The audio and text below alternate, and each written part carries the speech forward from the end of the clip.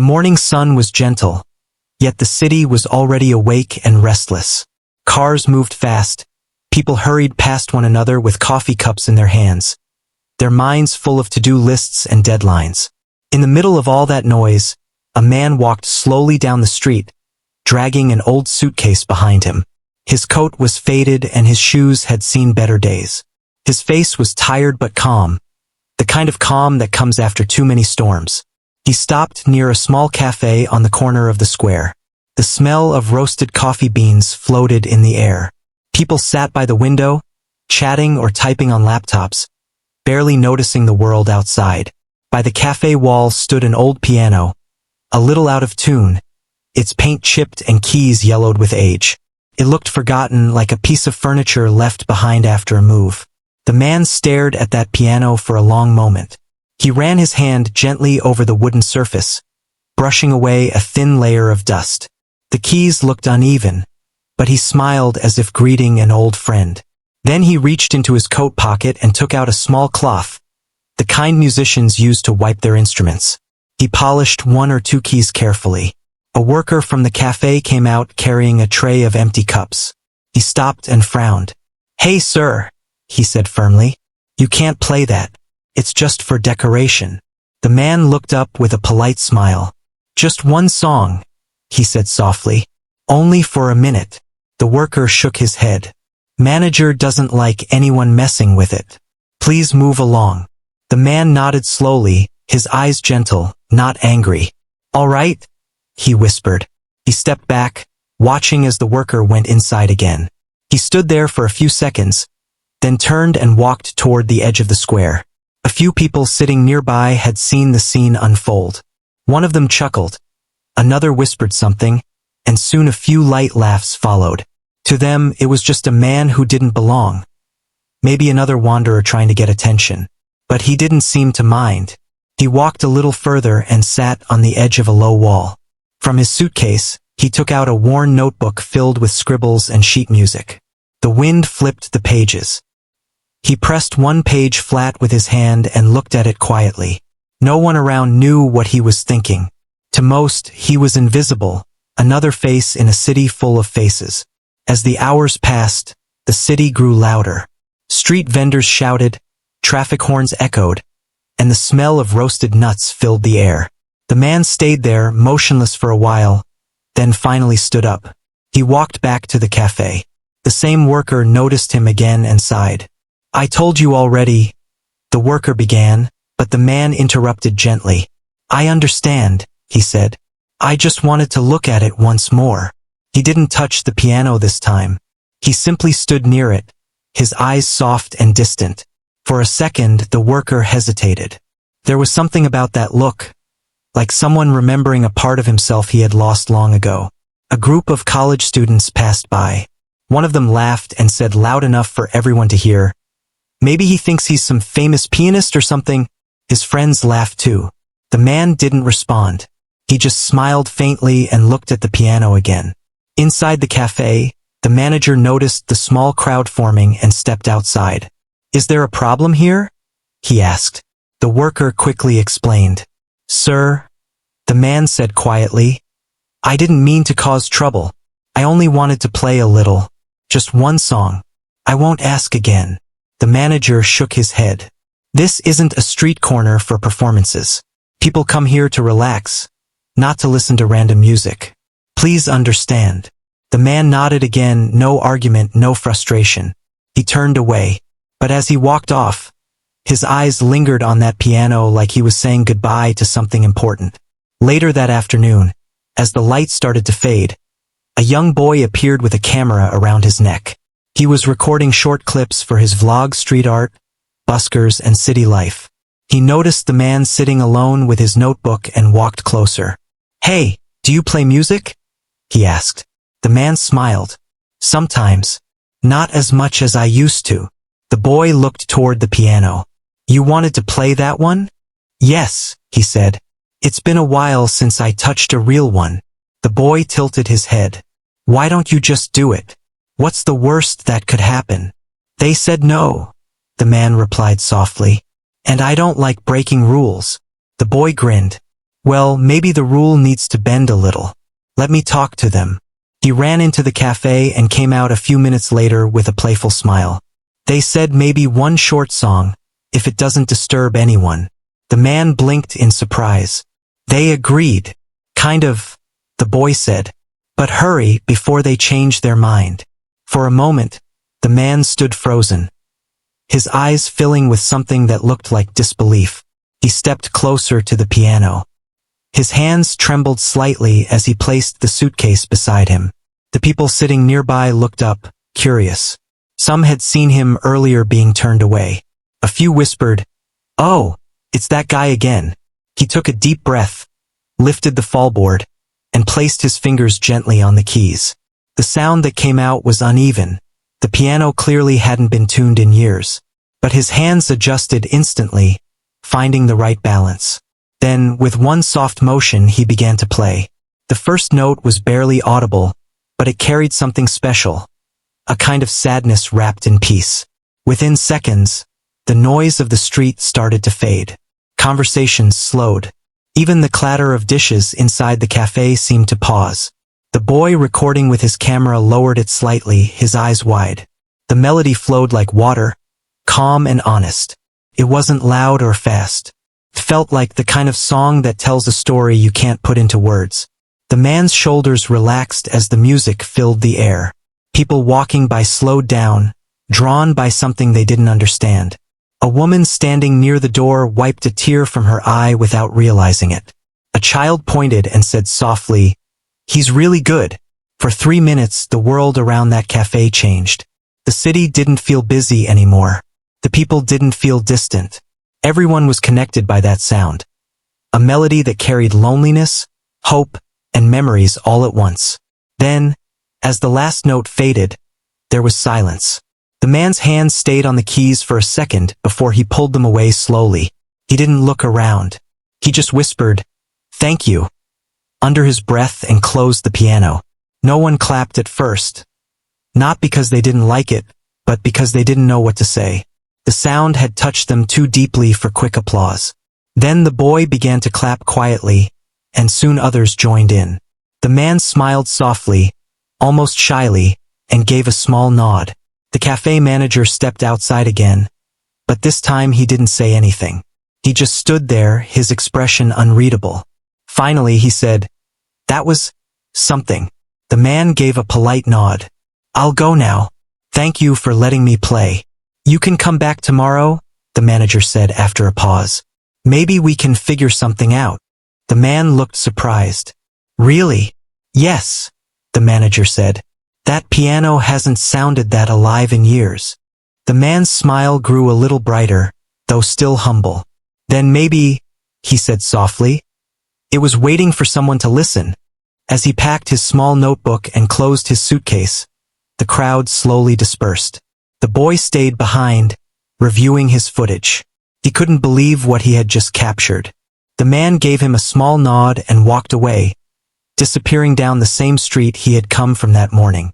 But something had changed, not just for him, but for everyone who had stopped to listen. That night, as the city lights reflected off wet pavement, the boy uploaded a short clip to his channel with the title, "The Street Performer Nobody Wanted." He didn't expect much from it, just a video among hundreds. But deep down, he knew it wasn't just music he had recorded. It was something real, something people rarely noticed anymore. And somewhere in a small rented room that smelled faintly of old books and rain, the man lay awake, replaying the sound of that piano in his mind. For the first time in a long time he felt peace. The kind that doesn't come from applause or attention, but from finally being heard, even if only for a few minutes. The next morning began just like the last. The same crowded square, the same rush of footsteps, the same smell of coffee drifting through the air. But for one man, everything felt different. The music from yesterday still echoed in his heart. He hadn't slept much, yet he didn't feel tired. Something inside him was awake again. Something he thought he had lost a long time ago. He reached the square just as the cafe staff were setting up the outdoor tables. The piano sat quietly in its corner, bathed in a soft beam of morning light. It looked almost proud now, like it remembered the music from the day before too. The man smiled to himself and whispered, "Morning, old friend." The same worker who had stopped him yesterday was there, carrying chairs out of the cafe. When he noticed the man, his expression softened a little. "You're back," he said. The man nodded politely. "I was hoping I could play for a little while again. Just one song like before." The worker hesitated. "You'll have to ask the manager. He's not here yet. Maybe wait a bit." So the man waited. He placed his suitcase near the piano and sat on the low wall. The city moved around him as if he were invisible again. A couple of office workers walked by and whispered something to each other, glancing his way. A group of kids ran past, laughing. Somewhere down the street, a street vendor called out prices for fresh fruit. When the cafe manager finally arrived, the man stood up. "Good morning," he said softly. "Would it be all right if I played again today? Just for a short while." The manager sighed, rubbing his forehead. "You can't make this a routine, sir. Yesterday was fine because it was quiet. But today's busier, and customers might complain." "I understand," the man said. "I just wanted to play a few notes. I don't expect anything." The manager paused for a moment, looking at the man's worn clothes, his tired eyes, and then at the piano. "All right," he said finally. "Just one song. Keep it soft." The man smiled faintly. "Thank you," he said. He sat down and placed his fingers gently on the keys. The first note came out fragile, like a whisper, but quickly grew into something alive. The music flowed again, slower than before, deeper, and full of feeling. It wasn't a song for applause. It was a conversation between him and the piano. Each note seemed to say something that words could not. The early morning crowd began to slow down. People turned their heads as they passed, surprised by the sound. A woman carrying flowers stopped mid-step. A child pulled at his mother's hand to make her stop too. For a few moments, everyone seemed to forget where they were going. Then the manager noticed a man at one of the tables shaking his head. "Too loud," he muttered.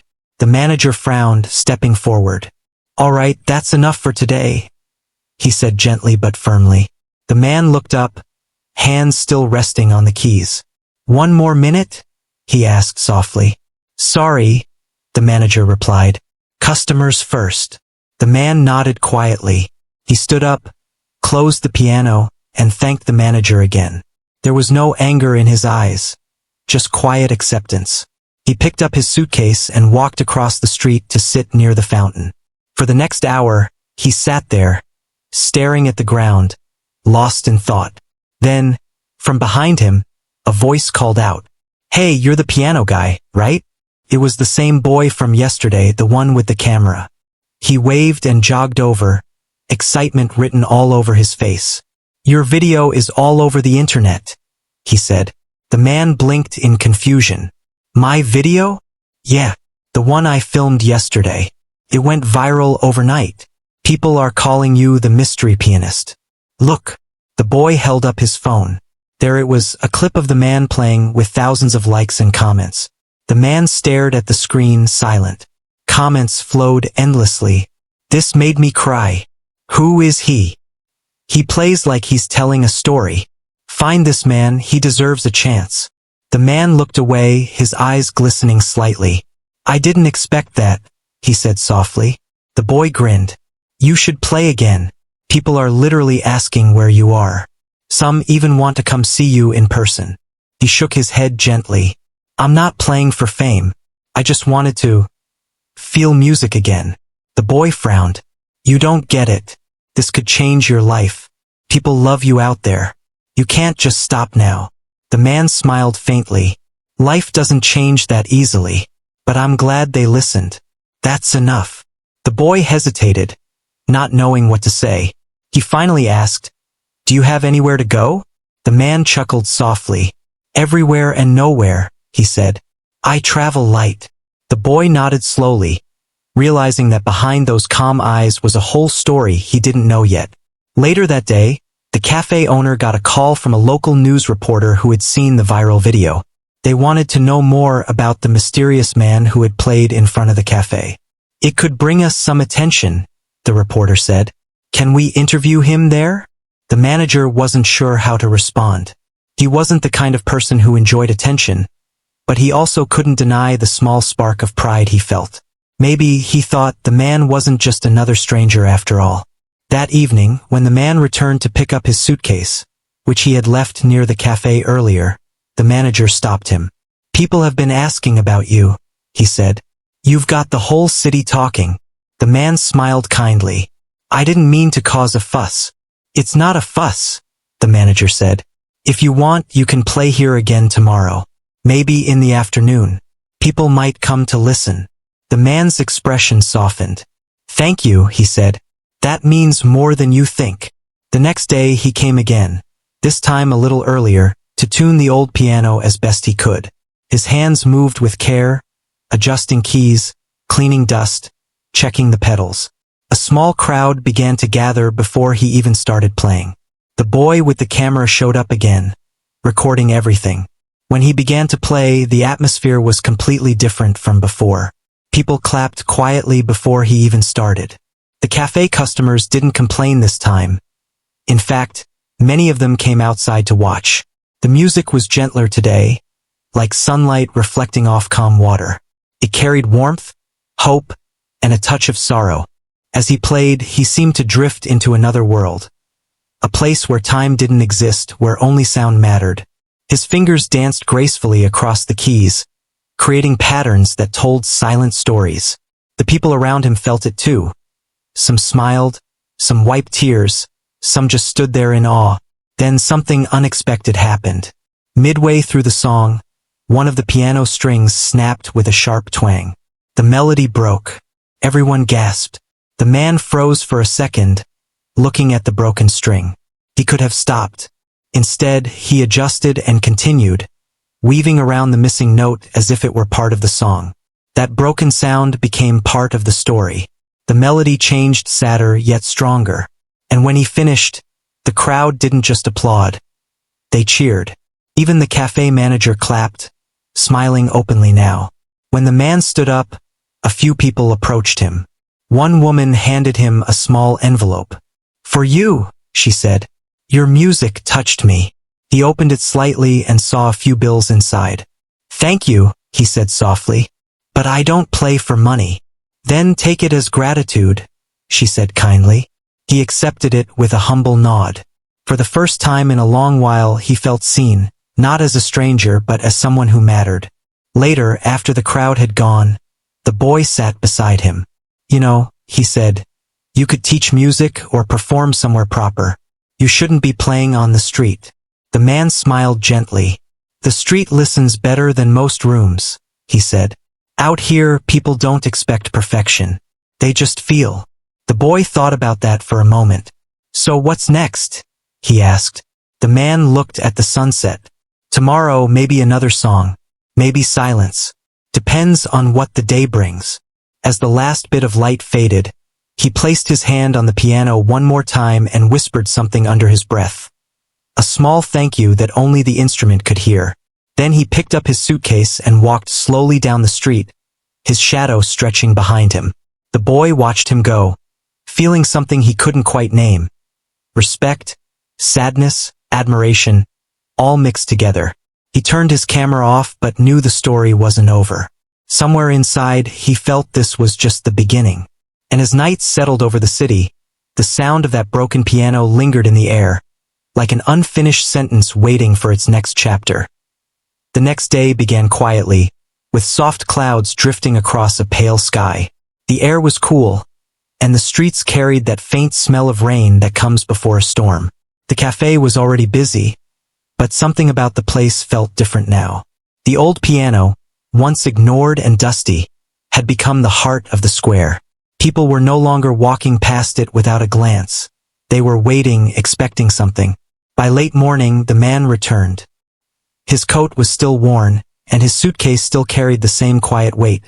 But there was a faint spark in his eyes, the kind that comes when a person finds a small reason to keep going. He placed his suitcase gently by the piano and gave the surface a soft pat, as if greeting an old companion. A few regular customers noticed him.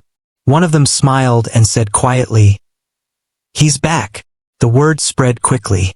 A few people stepped outside, others peered through the window.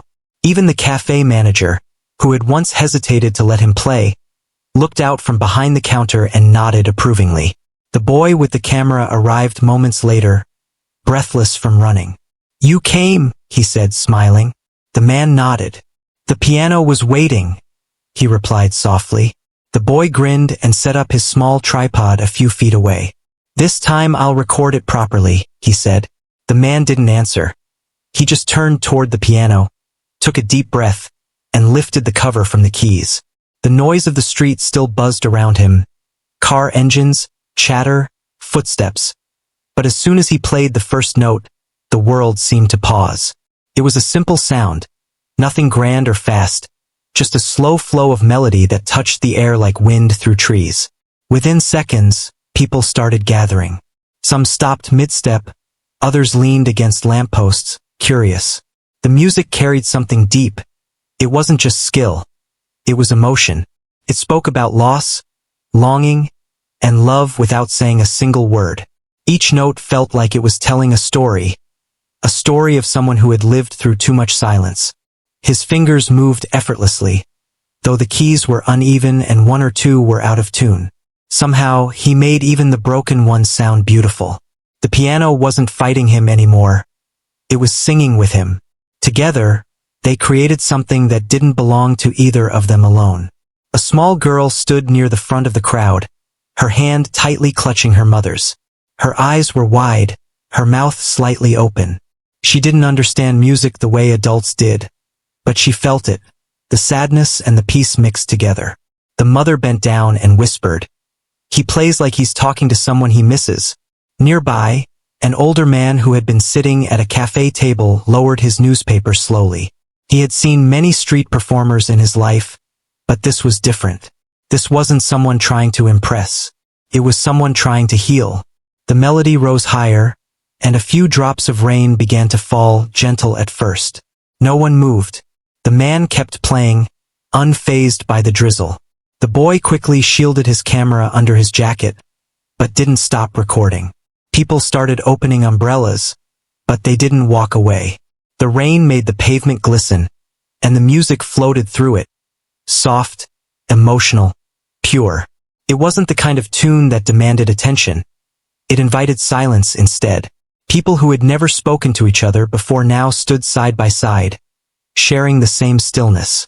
Then, halfway through the piece, one of the broken keys made a dull sound again. The man smiled slightly, as if expecting it. He adjusted the rhythm, turning the flaw into part of the song. The mistake became beautiful, like a scar that told its own story. When the final note came, it lingered in the air longer than anyone expected.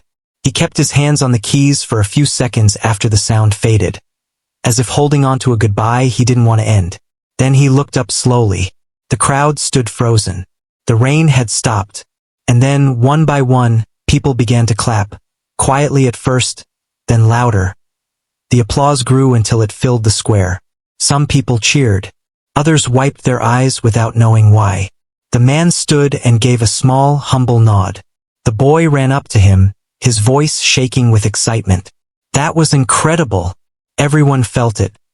You could see it in their faces. The man smiled faintly. "It wasn't me," he said. "It was the piano. It remembers." The cafe manager stepped forward and said, "You should come inside for a bit. You're soaked." He led the man in and handed him a towel. The warmth of the cafe felt strange after the cool rain outside. The smell of coffee, pastries, and comfort filled the air. A woman approached the counter and asked, "Does he play here often?" The manager replied, "He does now, I think." While the man warmed his hands by the heater, a few people came up to thank him. One said, "Your music reminded me of someone I lost." Another said, "It felt like the world stopped for a while."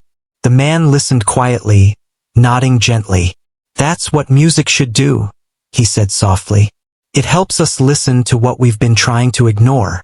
Later, when the cafe quieted down, the boy sat across from him with a curious look. "Can I ask you something?" The man nodded. "Why do you play sad songs?" the boy asked. "You could play happy ones." people would still love them. The man thought for a long time before answering. I play what's true, he said. Happiness is easy to share. Pain needs more courage. But when people hear it, they realize they're not alone. The boy nodded slowly, understanding more than he could explain. As the day went on, more people visited the cafe just to see if the man was there. Some came during their lunch breaks, others brought friends. The story was spreading, not just because of the viral video, but because word of mouth carried it faster. You have to hear him, people said. It's not just music. It's like he's telling you something you forgot you needed to hear. That evening, as the sky turned pink and gold, the man returned to the piano for one last piece. The crowd was bigger this time, not chaotic, just quietly waiting. Even the city noise seemed to fade out of respect. The man closed his eyes before he began. This time, the music was different. It wasn't as sad, though it still carried that same depth. It was full of warmth, like remembering something beautiful after years of forgetting. It rose and fell like breathing, soft, natural, alive. The broken string from before buzzed faintly, but he worked around it perfectly, as if it belonged there. The boy stood near the edge, filming again. He looked around at the crowd. Everyone was silent.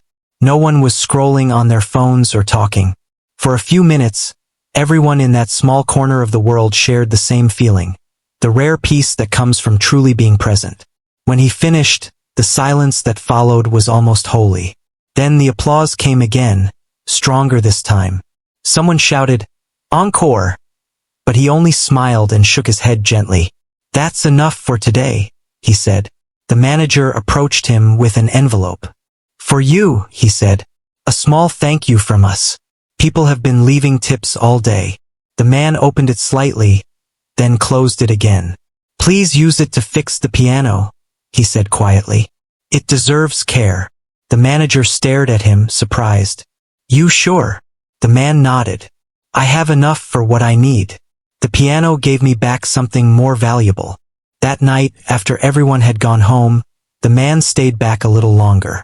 The cafe lights were dim, and the sound of distant traffic filled the background. He sat at the piano again, not to play but to listen, to the faint hum of the strings, the creak of the pedals, the quiet of the night. He placed his palm flat on the wood and closed his eyes. "You did well today," he whispered. "Thank you for not giving up on me." For a moment, the silence felt like an answer. When he finally stood to leave, the boy appeared at the door. "You're still here," he said softly. The man smiled. "Just saying good night." The boy grinned. "You'll be back tomorrow, right?" "Maybe," the man said. "If the piano asks me to." The boy laughed quietly, not sure if it was a joke or not. They walked out together into the cool night.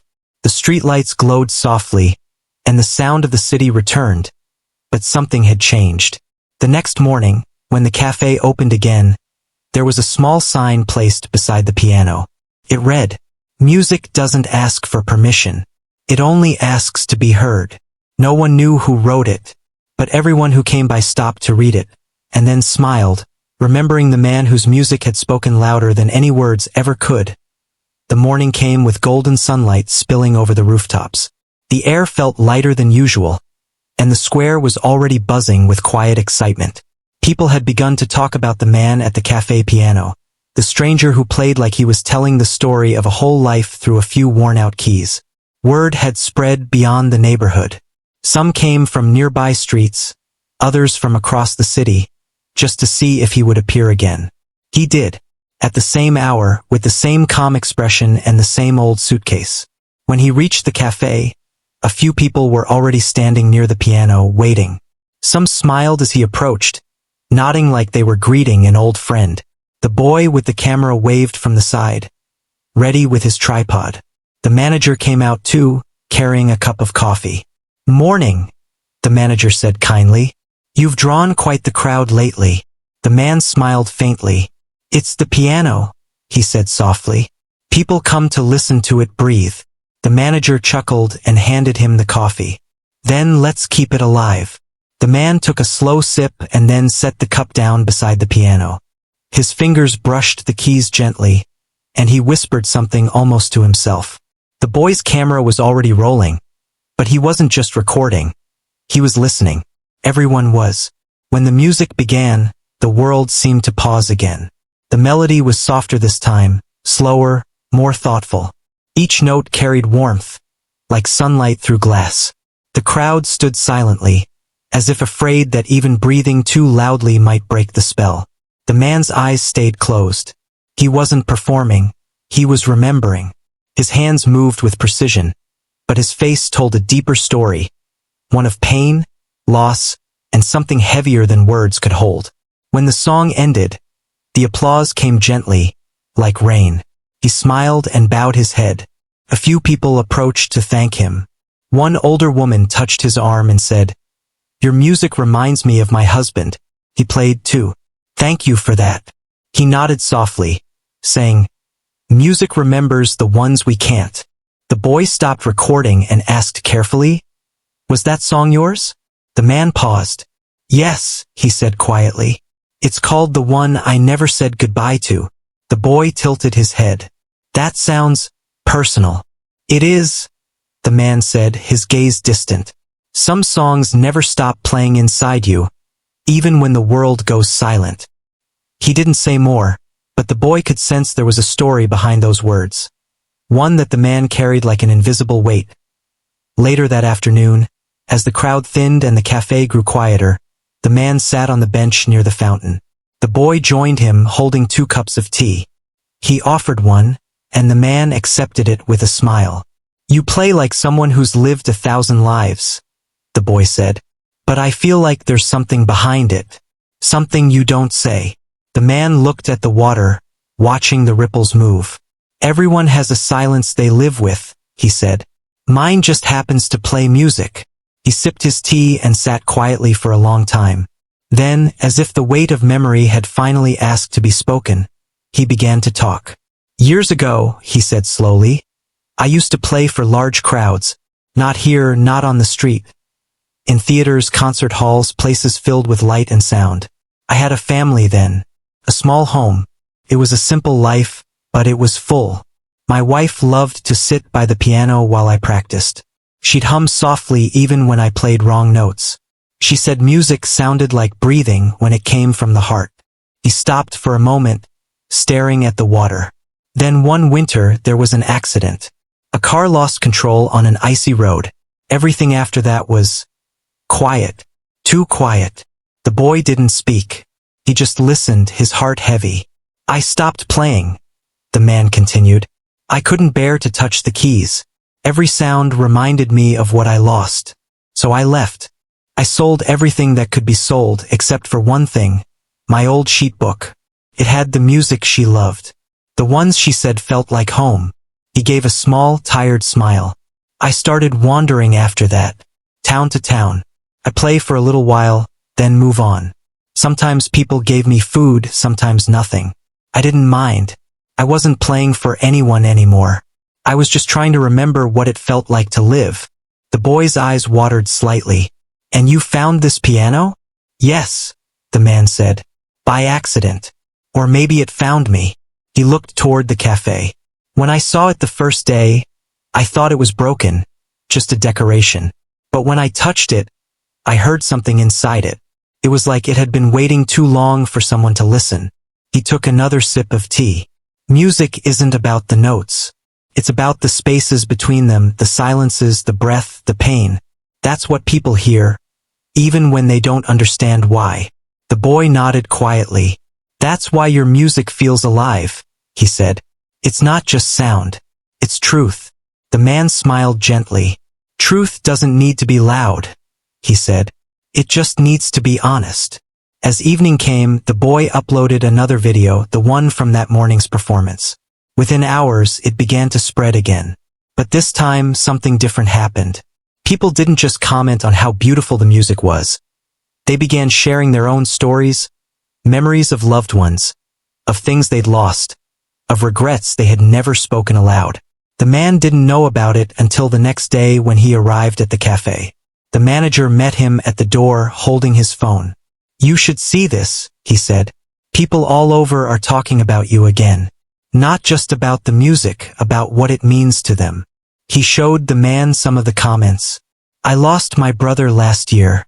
This song made me feel close to him again. I cried without knowing why. Maybe because I heard myself in those notes. He doesn't just play, he heals. The man read a few, then closed his eyes for a moment. I'm glad it helps them, he said softly. That's all music is meant to do. Later that afternoon, a local news reporter came to the cafe. They asked if he'd be willing to share his story for a short feature. The man hesitated, uncomfortable with attention. I'm not special, he said. I just play. But the boy convinced him. People want to know who you are, he said gently. They already feel connected to you. Maybe your story can remind them that beauty can come from broken things. After a long pause, the man agreed. The reporter filmed a short interview outside the cafe. He sat beside the piano, the sunlight glinting off the old keys. When asked what inspired his music, he didn't talk about fame or skill. He simply said, every song is a memory. Every note is someone I loved. I play because silence became too heavy. The video aired that night, and within hours it reached even more people. Messages poured in. Some offered him money, others wanted to help fix the piano, and a few even invited him to perform in real venues again. But the man politely declined each offer. The street is enough, he said. Here, people listen with their hearts. Over the next few days, more crowds gathered. People brought flowers, candles, and small notes they left by the piano. Some thanked him for helping them through grief. Others simply wrote, "Thank you for reminding me to feel." The cafe owner began keeping a small box near the counter labeled, "For the piano man." But whenever the man found money inside, he asked for it to go toward charity. "Let it help someone find their sound again," he'd say quietly. Each evening, when the crowd finally went home, he stayed a little longer. He'd sit in silence beside the piano, tracing his fingers over the keys, sometimes whispering words only he and the night could hear. The boy once asked what he said during those quiet moments. The man smiled faintly and answered, "I tell her I played well today, and that I still miss her." The boy didn't ask who her was. He already knew. By now, the piano had been repaired, the broken string replaced, the keys polished, the inside cleaned. It sounded brighter, stronger, fuller. But when the man played, the sound still carried the same familiar tenderness. He never played to impress. He played to remember. That evening, as the last rays of sunlight disappeared and the crowd slowly faded, the boy asked softly, "Will you ever stop playing?" The man looked up at the dimming sky and said, "Maybe someday, but not while people still need to listen." And as he began his final song for the night, the cafe lights flickered gently, the wind rustled through the square, and everyone who stood there felt the same thing. That sometimes, the most powerful stories aren't spoken at all. They're played, note by note, by someone who knows what silence truly sounds like. The next morning came with a calm sky and a light breeze that carried the smell of roasted coffee and early sunshine. The city square looked almost the same. Same fountain, same cafe, same piano sitting quietly by the wall. But there was something different in the air. People arrived earlier than usual. Some came with flowers, others brought candles, and a few carried small cards with words of gratitude. They weren't just there to listen anymore. They were there because the man's music had touched something inside them that words never could. When the man appeared, wearing his usual old coat and carrying the same worn-out suitcase, a wave of quiet joy passed through the crowd. The boy with the camera ran up to him with a wide smile. "You're on the news again," he said. "Everyone's talking about you. They call you the soul of the streets." The man smiled faintly. "The streets have many souls," he said softly. "I'm just one of them." He placed his suitcase beside the piano and looked around. The crowd was larger today. People from all walks of life stood together. Office workers, school children, artists, and even strangers who had only heard about him online. Some were holding their phones, ready to record, but most just stood quietly, waiting for him to play. Before he sat down, he ran his hand across the piano's wooden frame as if greeting an old friend. The cafe manager came out, nodded respectfully, and whispered, "We tuned it last night. It's ready." The man looked up with gratitude. "Thank you," he said simply. Then he sat down, took a deep breath, and placed his fingers on the keys. The first few notes floated softly through the air. They were gentle, like a whisper between two old souls. People instantly fell silent. It wasn't just music. It was something alive, something that reached beyond sound. His eyes closed as his fingers moved, and the melody began to grow. It carried both sorrow and peace, pain and forgiveness. Every note seemed to tell a part of his journey. The loneliness, the memories, the faces he could no longer see, and the quiet strength that had kept him going. The crowd watched in stillness. Some smiled through tears. Others stood frozen, unable to look away. Even the boy behind the camera forgot for a moment that he was filming. Then, halfway through the song, the man looked up, just briefly, and his eyes met the sky. The sunlight touched his face, and he smiled as if remembering something beautiful. The melody shifted. It became lighter, warmer, almost like a conversation between two souls who finally found peace. When the last note lingered in the air, the crowd didn't clap right away. It was as if no one wanted to break the silence that followed. Then, slowly, the applause began. Quiet at first, then louder, until it filled the square completely. People stood and cheered. Some even cried openly. The man bowed his head humbly, his eyes glistening. He stood up, stepped away from the piano, and spoke softly. "Thank you," he said. "This piano gave me back my voice when I thought I'd lost it forever. But it wasn't just me playing. It was every person who's ever been unheard. Every heart that's ever been broken and still found a way to beat." His words struck something deep inside everyone listening. It wasn't a speech. It was truth. The boy wiped his eyes and asked gently, "What will you do now?" The man smiled, looking at the crowd. "I'll keep playing," he said. "Not for fame, not for applause. Just to remind people that silence doesn't have to mean the end." That evening, the video of his final performance went viral again. Far beyond what anyone expected. It wasn't because of the camera work or the editing. It was the feeling. The internet filled with thousands of comments and messages from people across the world. Some said his music helped them through grief. Others said it made them believe in kindness again. News channels picked it up, calling him the street virtuoso, the man who made silence beautiful, and the stranger who played the world still. But he didn't chase the attention. While reporters searched for him the next day, he quietly disappeared from the square. For a few days, people came and found the piano waiting, but the man was gone. Someone left a note on the piano's lid. It said, "He played for the soul, not the stage. Let the piano rest until it's ready to speak again." Weeks passed, and the city slowly went back to its rhythm. The cafe remained busy, but the piano stayed untouched. The boy visited often, placing a flower on it every time. One afternoon, he decided to play a few notes himself. He wasn't as skilled, but as he pressed the keys, the same warmth filled the air. And for a brief moment, it felt like the man's presence was still there, guiding his hands gently. Months later, a letter arrived at the cafe, addressed to the manager. Inside, there was a short note written in simple handwriting. It said, "Thank you for letting me play. The music you heard wasn't just mine. It belonged to everyone who ever listened. I've gone to a quieter place now, one where the piano never needs tuning. Keep the keys open for anyone who still believes in the sound of hope." It was signed only with the words, "A friend of the streets." The manager read it aloud to the staff and the boy, and there was silence afterward.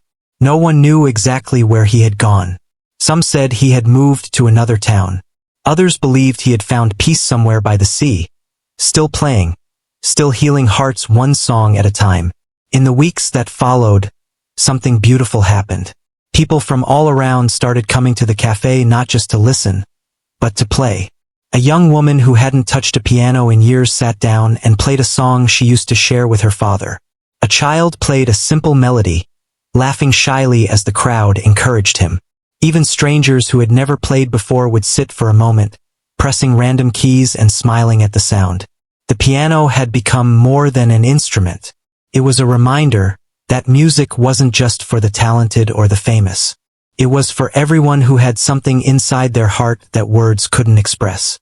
The boy kept recording these moments, creating a small channel called The Street Piano Lives.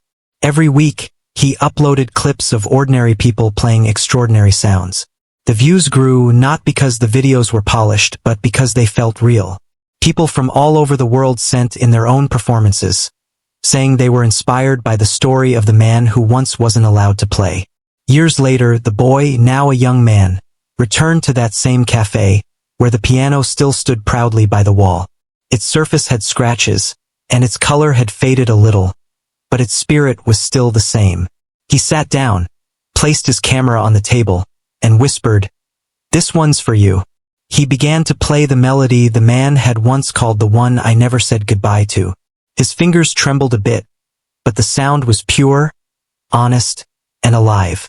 As the music filled the air, a small crowd gathered once again. Some recognized the song instantly. When he finished, he looked at the sky and smiled. "You never really left," he whispered. "You just passed the music on." The cafe owner, now older, stood nearby and nodded. "He'd be proud," he said softly. The young man turned to him and replied, "He taught us something, that you don't need a stage to make a difference. Sometimes all it takes is one song in the right place." From that day on, the cafe renamed the piano corner the silent stage. A small brass plaque was placed on the wall above it. It read, "In memory of the man who taught us that music needs no permission. May every note played here carry kindness forward." And as the years went by, the piano continued to sing, not just through the hands of one man, but through everyone who sat before it with an open heart. Somewhere out there, perhaps far from the city, the man still played in spirit. His music had outgrown him. It lived in laughter, in tears, in every stranger who stopped to listen. He had once been told, "You can't perform here."